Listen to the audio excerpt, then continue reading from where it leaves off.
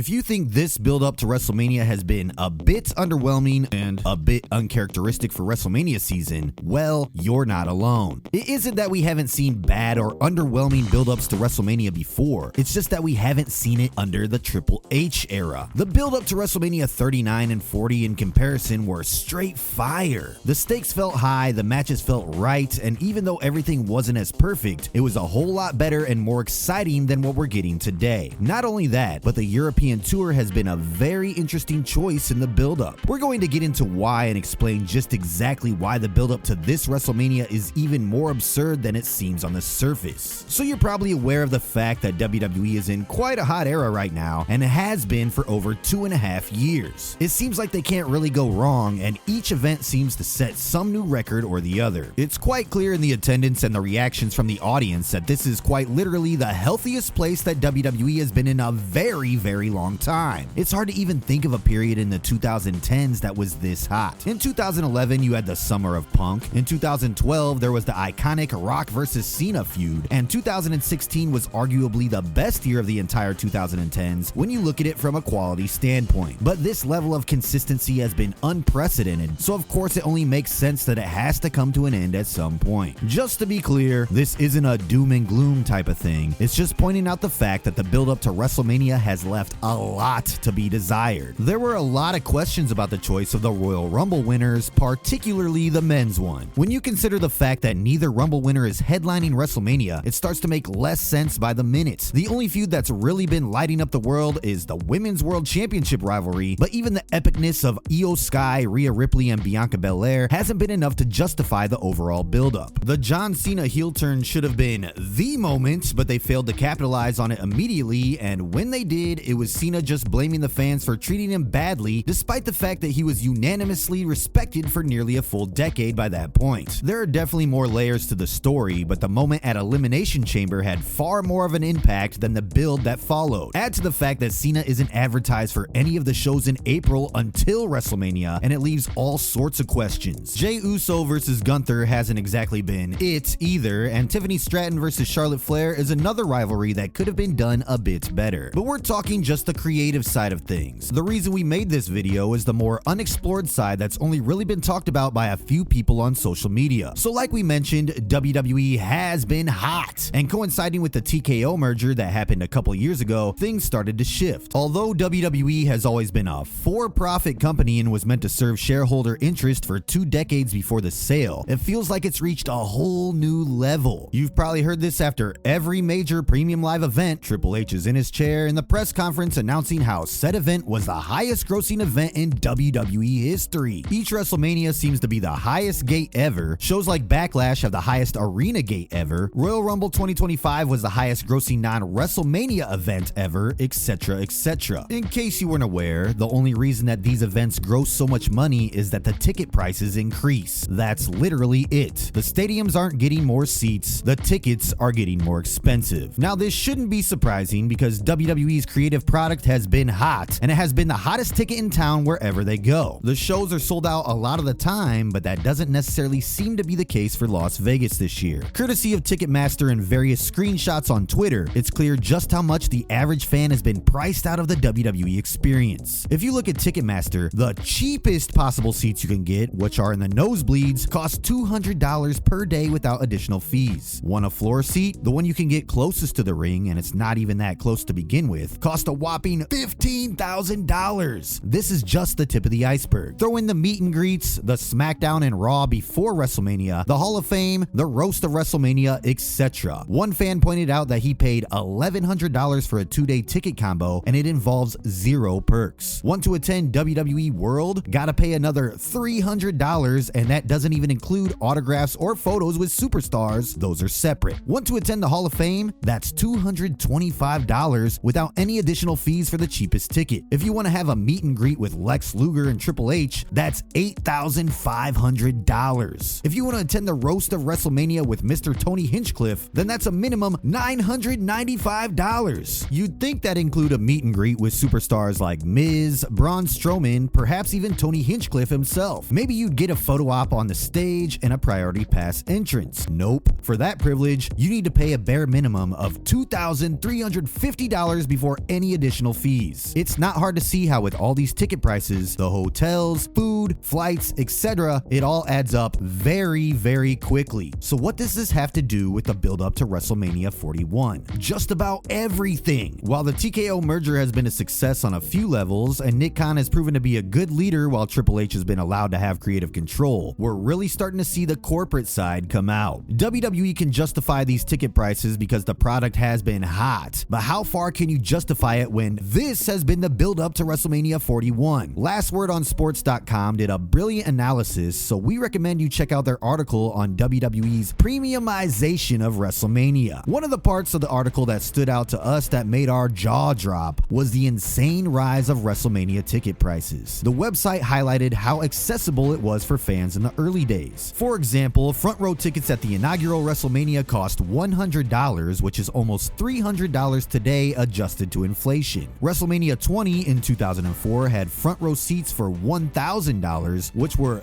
the most expensive tickets by far. A decade later, front row prices were between $2,000 to $2,500, which isn't really that bad. 8 years later, things start to skyrocket quite a bit. WrestleMania 38 front row tickets were heading upward to $10,000, and you can see an exponential rise in the prices. For WrestleMania 40, the price capped at $23,000, but only 1 year later, front row tickets cost a mind-blowing, wait for it, $50,000 freaking dollars! That exponential rise in price is absolutely insane considering the state of the economy today, whether you live in the United States, Canada, Ireland, Australia, Japan, or India. It doesn't matter because those prices are downright ridiculous. When you consider the first WrestleMania front row tickets adjusted for inflation only cost $100 more than the cheapest nosebleeds this year, it starts to look insane. It's clear that it's a change in strategy. According to the same article we referenced, it highlights WWE's trend of turning WrestleMania into a premium, must-see, once-in-a-lifetime event. So in that regard, they don't mind pricing out the family that wants to make their kids' dreams come true by attending WrestleMania. Most fans simply can't afford it, and let's address something as straightforward as we can. A once-in-a-lifetime premium experience works when you're getting main events involving The Rock, Roman Reigns, Cody Rhodes, etc. While Cody Rhodes, Roman Reigns, John Cena, Seth Rollins, and CM Punk are the marquee names headlining this year, it's the equivalent of putting a fancy bow on a hollow gift and then charging a bomb for it. WWE is trying to make WrestleMania into a Super Bowl-like event, and the NFL has successfully priced out the average fan as well. Taylor Swift's Eras Tour had absurd prices, but people were willing to pay those prices. WWE is focusing on an elite class of fans to attend WrestleMania, but is it really sustainable when you have a build-up to the show like this? Does watching the Jey Uso-Gunther feud make you want to go and be like, yeah, I'm willing to pay thousands and thousands of dollars for that? Like we said, WWE is in a position where they can currently command these type of ticket prices, but for how long? Once WrestleMania is done, you're gonna see Triple H in his high seat in the press conference bragging about how this was the highest grossing WrestleMania in WWE history. You're going to see them show off a lot of these metrics that sound impressive, but the question is, impressive to who? Maybe to the TKO shareholders, but what about the average fan who just wants to see a good product? You're going to be hard pressed to find a fan who actually cares. You're probably going to argue that because it's Las Vegas, it adds an element of premiumization. But here's the problem. It's going to continue to create a further divide between WWE and its fans. In an attempt to make WrestleMania an incredibly premium event, WWE is going to intentionally isolate the millions of fans who don't belong to economically privileged categories. It isn't just since 2008 that WWE targeted family crowds. It's been for decades in the past. Except for a period in the 2000s, family crowds have always been a big part of WWE. You can't go on the media and state that WWE is committed to the family demographic while completely outpricing parents who have to tell their children with great bitterness and disappointment that their dream of attending WrestleMania can't be fulfilled because it's just too expensive. In the end, average people are going to choose their rent and bills to pay over WrestleMania, and it's only a matter of time before fans start to vote with their wallets. When it starts to affect every non-WrestleMania event and tickets are just a little too out of reach, WWE is going to have have to get off its high horse with these statistics that make them look more profitable than ever. In a world that's getting increasingly divided between people at the top, the middle class, and the poor, WWE is positioning itself as unapologetically on top, and this is bound to create a sense of resentment from fans. With WrestleMania 39 and 40, WWE booked the build-up and the shows like they had a point to prove. In 2025, the booking has gotten so complacent that they are relying on hot European crowds to cover up the fact that the shows have been boring for the most part and not very WrestleMania worthy. This has been one of the biggest missteps that they've taken since TKO took over, and it may take a while before lessons are learned. Sure, fans in Brussels don't have to shell out 150 euros for a tiny wristband in the merch store, but making that argument misses the point entirely. It's a matter of time before the bubble burst, and the build up to WrestleMania 41 has been one massive misstep for WWE and TKO. It paints them in an arrogant light, telling fans that they don't care if they can't afford tickets because someone else is willing to pay that price. But once that bubble bursts, you're likely going to see the TKO executives come back down to earth. You're probably going to see a greater focus on creating a solid build up to WrestleMania. And hopefully fans will wake up to the fact that WWE bragging about gates isn't something to applaud. It should be a wake-up call that those paying absurd ticket prices are being overcharged by a company that's worth billions. Time will tell how things will play out, but if the ticket prices continue to rise like this, it's only a matter of time before most fans realize the truth that the best seat is in your house having some snacks and drinks and watching wrestling on television or streaming. You may not get that live experience, but it isn't as bad as you might think. Let us know what you think about the build up to WrestleMania and WWE charging absurd ticket prices. As always, thank you for watching, and we'll see you in the next one.